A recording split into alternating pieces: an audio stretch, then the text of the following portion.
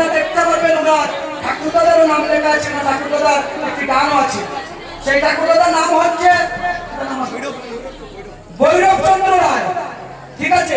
আর এই দাদা বংশ পরম্পরার